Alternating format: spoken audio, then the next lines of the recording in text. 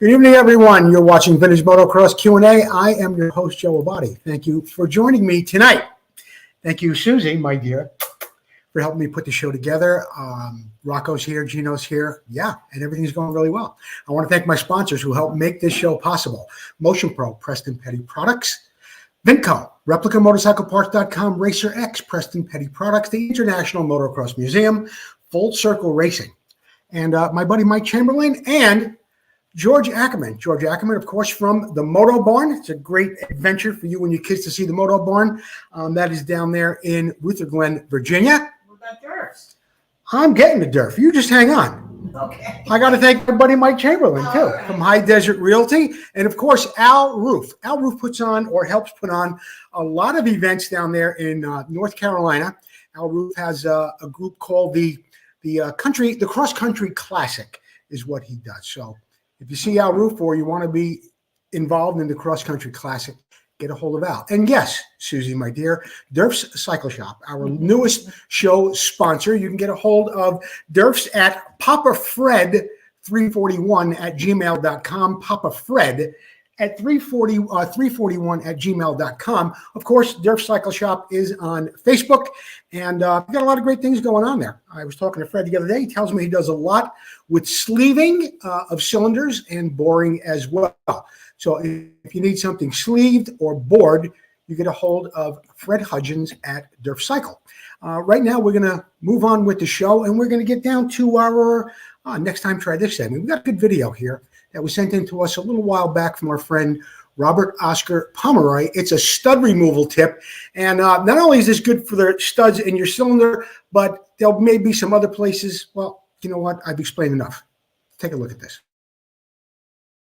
So what I wanted to show you today is I received this 175 motor from my friend Bob's Bees. He wants me to tear it down, have a look at it, possibly rebuild it. I want to evaluate it. So I go to remove the cylinder studs that are down deep in the cylinder. And you can see they're kind of rusted, but out and everything. 3 of them came out fine. The 4th one, I looked down. I couldn't even get a socket on it. I looked down the hole, and somebody's completely rounded off the head of the nut. So there's no way to get a wrench on it. I tried a couple little different tricks, but what I came up with, I want to drill it out. But you can see that this round edge here.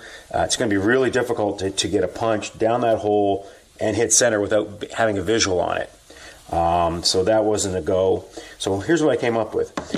I measured this diameter, and I found myself some drill bushings that basically are the same diameter as that hole.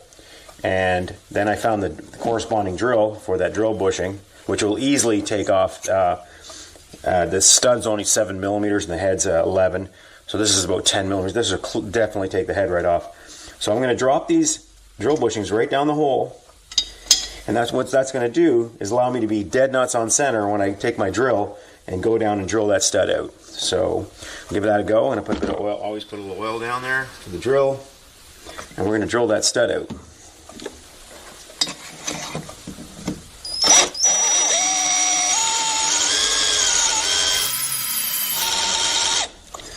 I just want to check. I'm checking down the hole. I'm dead on center. I can see I'm removing the stud and nut together. It's perfect. Go back down. Now I just heard the nut spin, and I've drilled it off, and there it comes. Now I'll have to replace that stud, but I have those. I'm not worried about it. And next time you get a tough stud that won't come out and it's down in the cylinder fins, give that a go.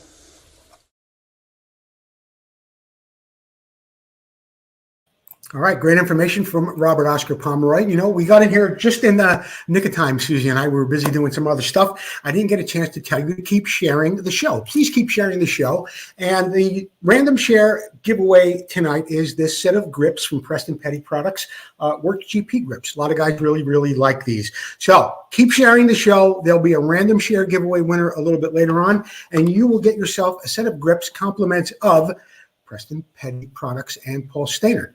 We are going to move right now to the Moto Showcase. The Moto Showcase is, of course, brought to you by Preston Petty Products. And we have something interesting from Preston Petty Products a little bit later on in the show, too.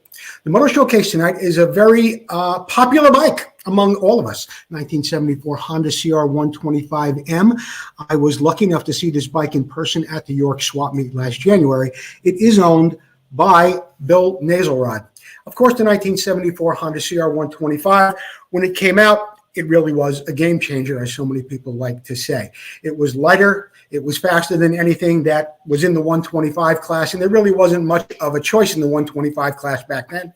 You may have had some Sachs-powered bikes, but before this, a lot of the guys were on Bultaco 100s, maybe a 125. Some people were maybe cutting their teeth on Hodaka Super Rats.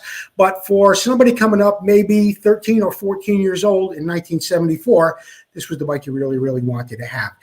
One of the details I want to point out that Bill Naselrod put into this bike, in fact, the details are absolutely phenomenal, are these little pads that go behind that NLS front number plate that Bill has utilized right there. Of course, the fit and the finish, the color of the exhaust pipe and the cases, everything as with a Bill Naselrod restoration is absolutely perfect. I know Bill does a lot of time and spends a lot of time rather looking for NLS parts before he will actually go into restoration mode, so to speak, before he really takes his bike apart and puts it all back together again.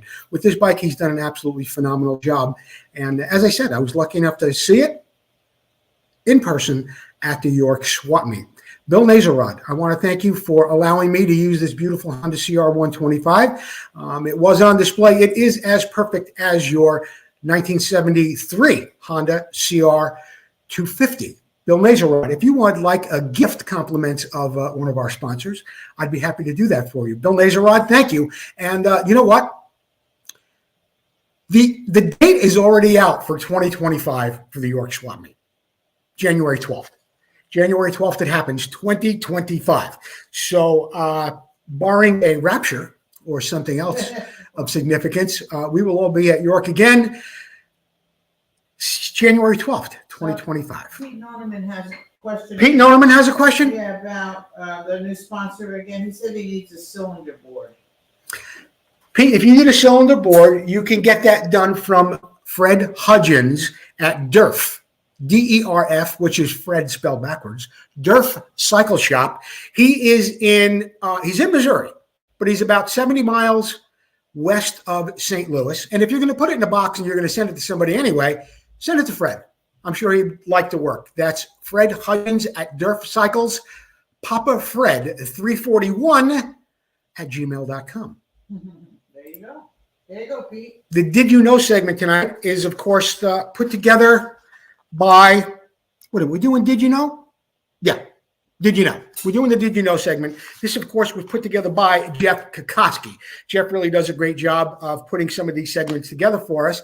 And it is brought to you by Preston Petty Products. Get over to Preston Petty Products if you want to buy any of their beautiful fenders that we've known to love over the past 50 years. And we're going to have something a little special for you at the end of this segment. And we'll tell you a bit more about that. But right now, we are going to move on with Did You Know? And of course, did you know the Jones family? You knew Papa Jones, Gary Jones, and Dwayne, of course. We had something on here a couple of weeks ago that pertained to the strap on a 1974 YZ 125, 250, and 360. And the story came about where there were two tanks. One was an OSA, one was a Bultaco. And, well, if you saw the show, you know that there was some cobbling together of those two things. And Don Jones had one of the boys go down to the horse shop, the tack shop, get some nylon, get some rings like that, and they put together this piece that held on the tank to a modified DT. Well, enough about that. Let me get right on with the story that Jeff Kokoski has written up for us. While doing the modification on the DT 250, Don and his racing boys, Gary and Dwayne, cobbled together this lighter fiberglass tank from an OSA and a Bultaco. The Yamaha factory, for one reason or other, left the tank strap on the production bike, creating one of the most recognizable icons of the early days of motocross. And what I'm trying to tell you here, folks, is that Don took the DT 250, the 68, and he turned it into the YZ. There was a lot of modifications going on. I'll read to you a bit more about that right now. Did you know that there were other cultural influences that the Jones family had in the early 70s on motocross? Our story begins in the 60s with Don, and he began a motorcycle salvage dealership. He eventually became a matchless NBSA dealer. Both Gary and his older brother Dwayne became very familiar, of course, with dirt bikes and fabricating, and they soon began racing, but they realized that the BSAs and the matchlesses of that time were not really great for motocross. So they started out in Southern California, and Don started to modify the DT 250. Fortunately, by the late 60s, Don became a Yamaha dealer, and in 68, they promised him, of course, a newer, lighter bike. They did get that. They began to take off the lights, and they started to do a lot of modifications in order to make some competitive bikes for Gary and Dwayne to ride. The Jones family received that DT1, and unfortunately, they soon found out that it really wasn't a motocrosser at all. The bike was severely underpowered, and it was way too heavy. Now, a name you might be familiar with, Dennis Mahan. Dennis Mahan was Yamaha's road racing team manager, and he knew some tricks of that trade. He worked with the Yamaha handlers and the Jones family to give them kind of free rein with modifying the YZ, okay? And he supplied them with some development dollars, or got some development dollars for them as well. So Don started with the motor. He took out the piston. He ported it.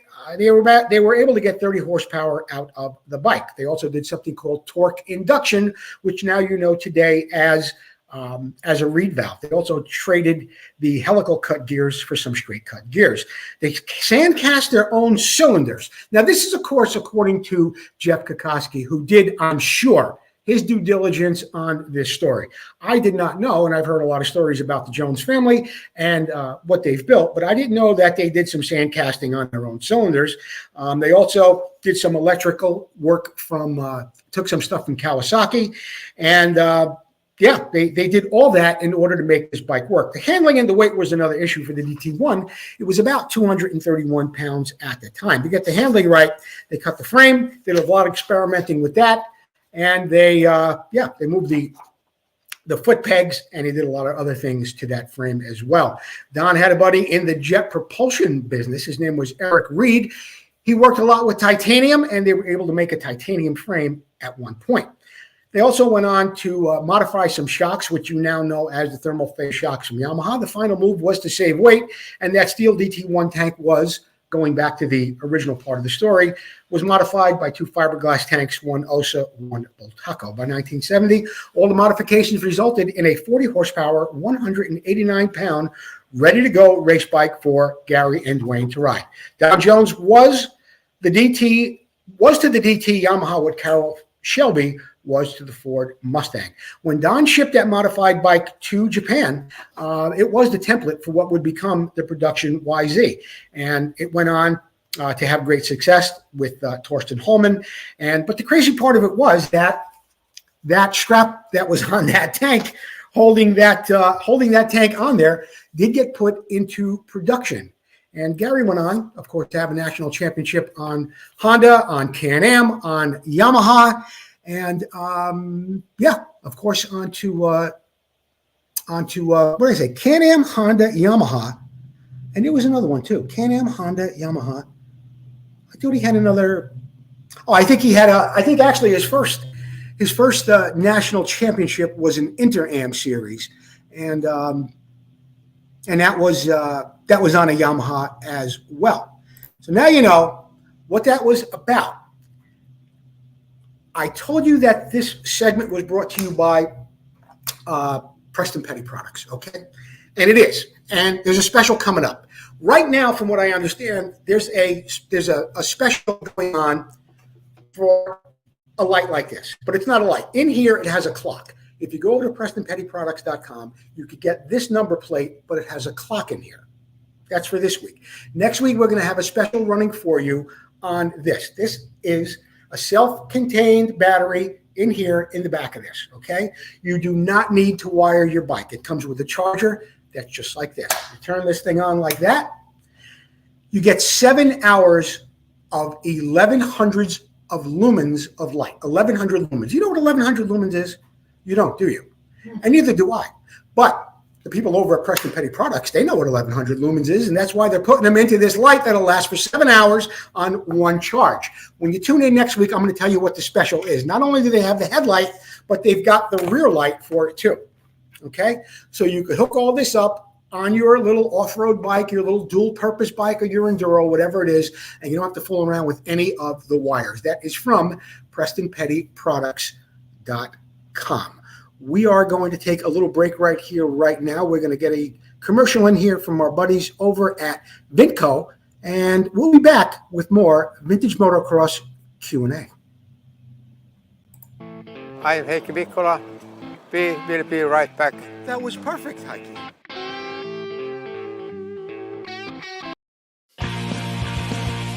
Vintco, who already has a full line of vintage parts, now has air shocks that are an exact duplicate of the original air shocks so popular in the late 70s. So whether you're looking to build a full racer or museum showpiece, these shocks will give you that incredible 70s look and improve your bike's performance.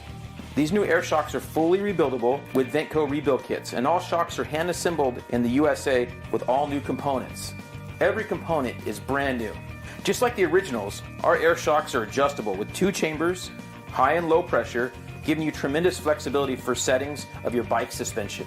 The Vintco air shocks come fully assembled and ready for installation. Just add air or nitrogen. The kits include the manual and spacers. Visit Vintco.com to check out the air shocks and all that Vintco has to offer to help you get back on track and keep that ride going.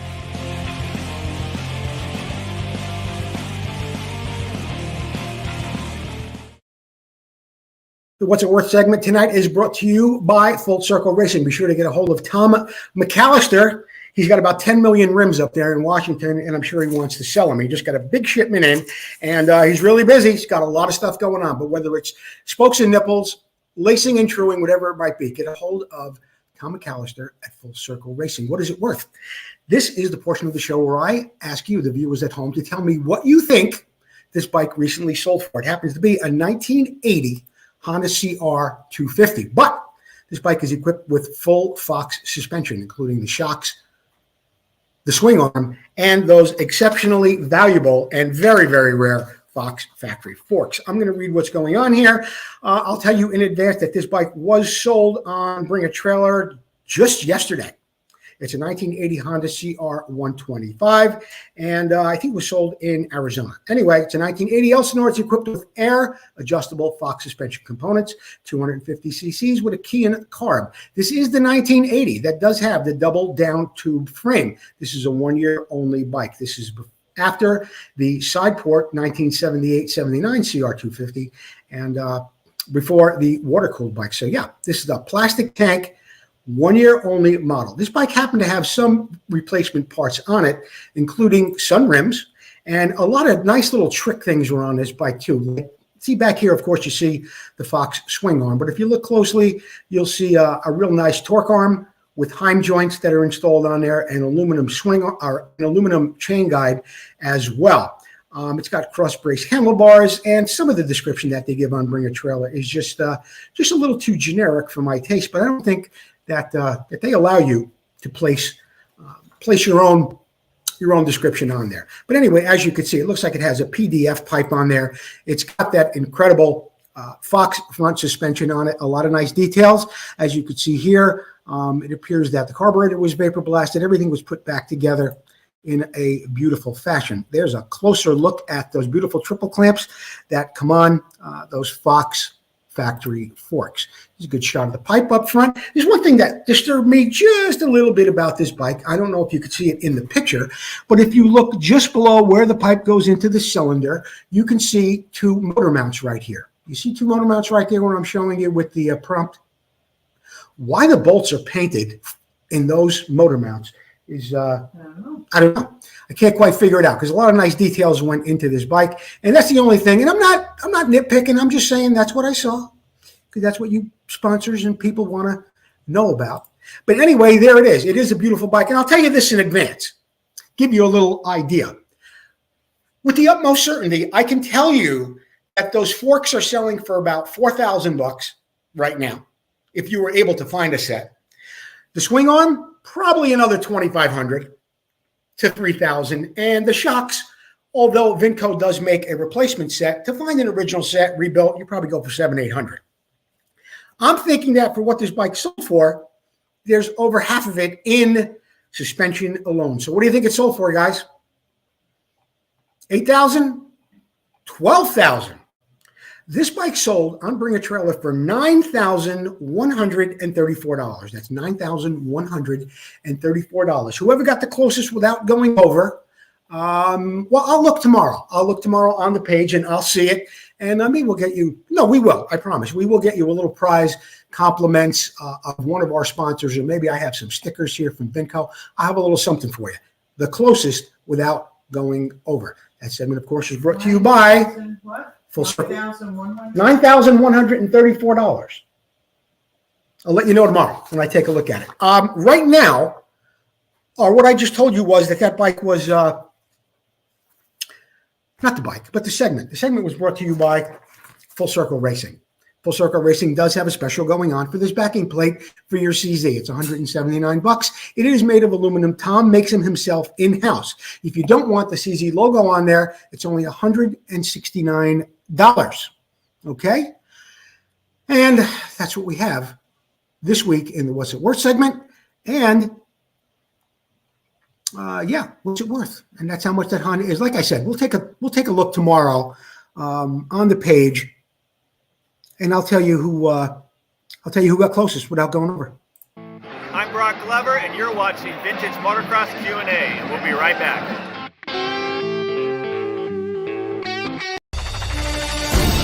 Motocross struck America, coming from Europe like a lightning bolt, striking the hearts and minds of people all across the country and the world. Battles of intense racing and cutting rivalries with loyalty to brands and heroes intensified as years of blood, sweat, and dirt flew through the minds of those memories of champions as they wrestled their machines through almost impossible tracks. But where are those past champions? And where are their bikes? Terry Good, an ex-pro motocross racer, has made it his life mission to honor these heroes and the bikes they rode to stardom.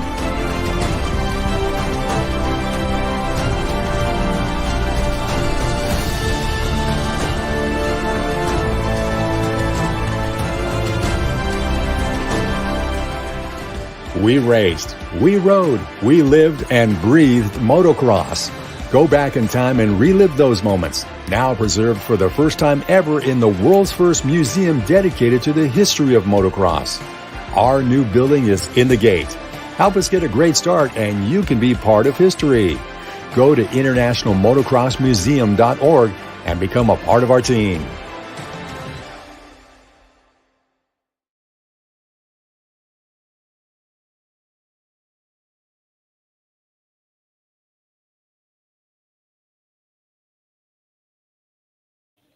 The International Motocross Museum is, of course, a 501c3 not-for-profit organization. You can get over there and you can buy some hats, shirts, all sorts of beautiful posters that Terry Good has had made, and it's all 100% tax deductible. Thomas Ruma,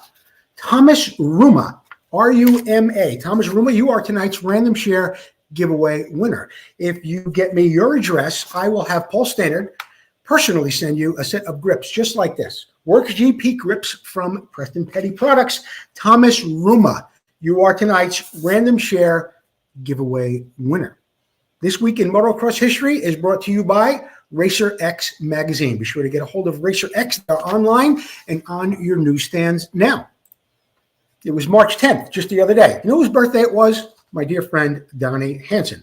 Donnie Hansen, the whole shot, the 1982 250cc motocross and AMA Supercross champion, as well as one of the four heroes on Team USA in 1981. He's the first American team that won the Trophy of the Nations and the Motocross of the Nations. His teammates were, of course, Danny Laporte, Johnny O'Mara, and Chuck Sun. They were the first guys to win it, and all four were inducted into the AMA Hall of Fame. Happy birthday, Donnie Holshot Hansen. It was 1973, 1 year before there was a standalone AMA Supercross Championship. The Daytona race was considered the AMA motocross race with two classes, 250 and 500. The winner of the 250 class was Husqvarna's Bob Grassi, while the 500 class winner was Pierre Karsmakers. In the winning race, Karsmakers gave Yamaha their first ever 500cc national win. It's kind of interesting, huh? Their first ever 500cc national win, Pierre Karsmakers in Daytona. And 2020, or the year 2000, doesn't seem that long ago, right? 24 years ago. In a milestone moment, Team Kawasaki's Ricky Carmichael won his first AMA Supercross main event, taking the National Supercross ahead of reigning champion Jeremy McGrath, who happened to be on a Yamaha that year. Interestingly, Carmichael did 21 laps in the main event as the flagger missed him on the last lap, and the future GOAT, he just kept going. It was a first of what would be 48 career AMA Supercross wins for Carmichael. He wore number 4 on every one of them, including the first one. Ricky never used the number 1. Imagine that.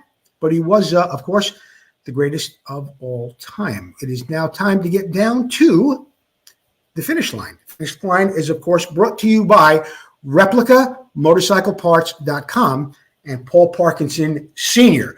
I am going to take a moment here to talk to you about, okay, here's what we're going to do. Last week, I think I showed you this. This is something every Honda CR125 Elsinore needs eventually at some point. This is the air boot. Goes from the carb to the airbox. Nice and pliable, beautiful rubber. Paul Parkinson makes that. What's another problem with the Elsinores, both the 250 and the 125? The Kickstarter spline knuckle. Here it is. Paul's making them out of steel. I just saw something else come across the wire today that he's now making 1974 Honda CR125 Kickstarters out of aluminum.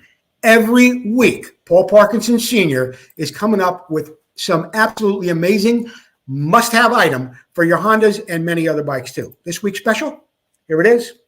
Seat brackets for your 1973, 1974 Honda CR250 Elsinore. There they are. I think they're $48, and they are available at ReplicaMotorcycleParts.com. Thank you, Paul Parkinson Sr. We've got some events going on. We've got Scott Burnworth's race is coming up on March 23rd. That is Paris. And, that's on at the 23rd. And that series goes on from Verona to over to Glen Helen throughout the spring into the summer. And it wraps up October 5th and 6th out at Glen Helen. Scott Burnworth, always put on a great event. American Retrocross, they've got something going on as well.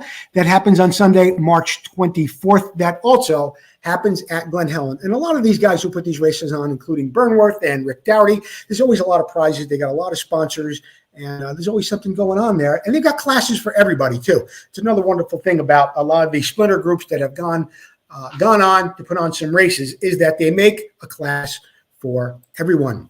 What else we got coming up, Sue? Oh, Missouri Vintage Motocross. Who doesn't love Missouri? April 6th and 7th. That's coming up at the Misfit Motocross Park in Amoret, Missouri. They've got a race there on Saturday the 6th and Sunday the 7th. What other events do we have coming up? Oh, Vintage National at South Carolina. That happens April 19th and 20th. If you want more information on that, get over to victorysports.com. That's Victory. Trailblazers is coming up too. Yeah. That's April 1st? April 1st? I don't think it's that early. 6. April 6th, I think. 6. That's sold out. Trailblazers is sold out. And I think I had something else on here too. No, what I had was, but I'll show it to you next week, and I'll bring you more information on it as the races happen throughout the summer. Because I don't want to start talking about races that are happening in July, August, and September. And now, we'll bring you them as they come. But American Motocross, what is it? ACR? American Classic Racing. One of the first clubs I ever joined, American Classic Racing. Mikey P. and the boys out there in the Northeast. They have races at Unadilla. They have races at Southwick. And there's a whole event schedule that has just come out for their 2024 season. I'll be bringing you more on that as time goes on. We're going to take one more quick break. We'll be back to wrap it up here at Vintage Motocross Q&A. Hey, it's Joe Abadi for Vintage Motocross Q&A. One of my favorite tools from Motion Pro is their T-handle wrench with the special JIS tips on it. What I really like about it is there's a little opening on each end. You can put your tip in there. It's magnetic. You don't have to worry about losing it. This is a great item to have, especially for you vintage guys where you've got your screws with JIS screws in the cases. They're very, very hard to get out.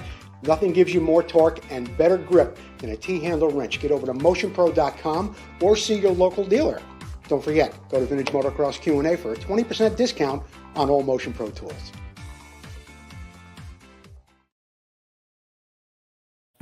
Be sure to get over to motionpro.com. When you check out, put in the code MP9135. That's MP 9135. You'll save 20% on everything at Motion Pro except custom cables. One more time, got to mention it. Derfs Cycle Shop, our latest show supporter. If you want to become a show supporter, get a hold of me. It is not that expensive, and I do one hell of a job plugging these guys. Derf, look at it. He did this last week. I thought this was really cool. Somebody came into him and they did this this linkage setup for a CZ, which really, really makes the bike shift a lot shorter. It's a big help. And what Fred did was he gave him some pegs from a 2014 Honda, so they had some real good stable area to keep their foot while they were rowing the boat there, rowing the box, as they say, on that CZ. Vintage Motocross Q&A t-shirts and hoodies are still available. You can get a hold of me. I'll get you a t-shirt in any color you want, not just gray, not just white. Make them black, blue, whatever you want in a hoodie or a t-shirt. If you want to become a show sponsor, contact me. I will get you a sponsorship proposal package, and you can get all the benefits of all the guys on the board behind me. And once again, I want to mention it. Show supporter is different than show sponsor. Get a hold of me for a very, very competitive rate on being a show supporter. You'll get the same benefits you saw tonight that I gave Derfs, and some other mentions too, of course, from the Moto Barn, for Mike Chamberlain, and for everybody else who helps us out here at Vintage Motocross Q&A. I did mention who the winner was, right? Thomas Ruma. He was tonight's random share giveaway winner. Thank you all for tuning in. And yeah, keep sharing the show. And if you go to some pages, see if you can get some people to become members of the show. Give us a like, share, follow, and it would just be a huge help if we can have a little bit of a broader audience. Okay. In the meantime, yeah, I know who you want to see. He's right here. Yep. Okay, there he is. One Gino dog. Thank you again for watching Vintage Motocross. We will see you next time. Take care.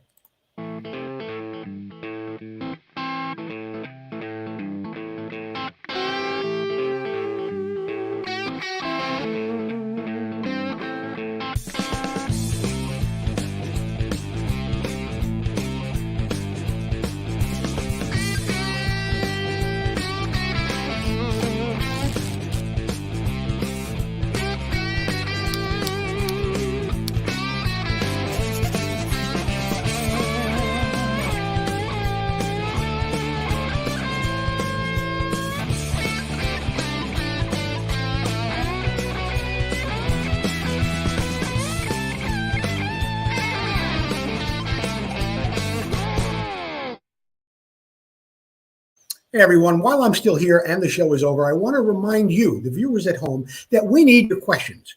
If you have questions about restorations, anything about a race bike, it could be even about physical fitness, maybe getting ready for a race if you haven't been on a bike in a lot of years, whatever it might be. We really, really welcome your questions here at Vintage Motocross Q&A. I'm very easy to find. You could just go to this page and you could email me through there. I think on this page, actually, my phone number is on there as well. You could always send me a text. So we need your questions to help build a show and make it more entertaining every week. And something else that we could use, your bikes for the Moto Showcase. You saw me put up a bike for the Moto Showcase tonight. That belonged to Bill Nazelrod. The bike was impeccable. We like race bikes too. Penton, CZs, Makos, Osas, Tacos, you name it. If it's a bike that's important to you and you like it, you want to send it in for the Moto Showcase, send me in 8 to 10 pictures and a brief but informative description about your motorcycle. I'll be glad to feature it on the show. We'll get you a prize from one of our sponsors, okay? Thanks for watching the show tonight, and we will see you next time on Vintage Motocross Q&A. Yay. Good job, Gene.